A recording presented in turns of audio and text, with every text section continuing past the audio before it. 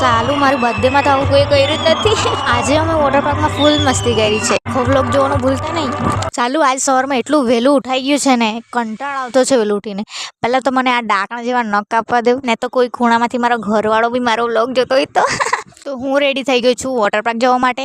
Birthday party છે તો purse બસ લઈને મેં તો રેડી થઈ ગયું છું. મારી ફ્રેન્ડ આવે એટલી વાર તો મારી ફ્રેન્ડ આવી એટલે અમે જવા લાગ્યા મહુવા વોટર પાર્કમાં.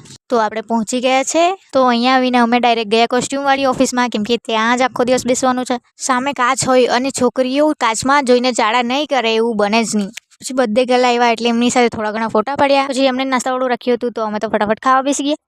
બધા એવા જાય એક વખત.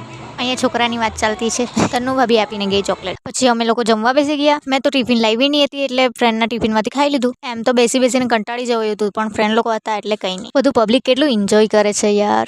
મેં બી જતી તો મેરે કો બી મજા આ જાત. પછી અમે મેગી ખાધી. યાર આજે તો વોટર પાર્કમાં કમોસમી વરસાદ પડી ગયો. જો કેટલા નાચે છે બધા વરસાદમાં. ઓહ અંકલની મોજ તો જો કેટલા નાચે છે. બહુ જ ગરમી થતી હતી, થોડું ઠંડુ બી પી લીધું. પછી વેવ પુલ સ્ટાર્ટ થયો એટલે અમે તે જોવા ગયા.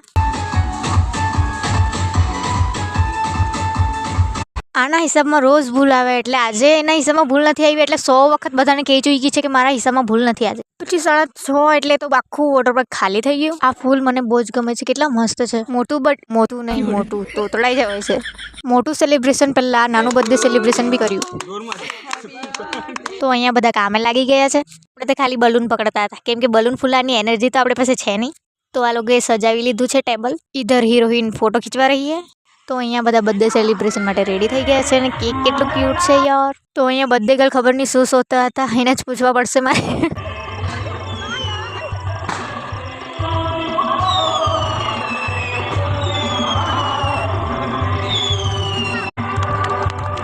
અને મેં કેકનો કેટલો મોટો ટુકડો લઈને ભાગી છું. પછી બર્થડે બતાવીને અમે બેસી ગયા જમવા માટે. જમીને પછી અમે જવા લાગ્યા ઘરે. મળીએ કાલે, બાય.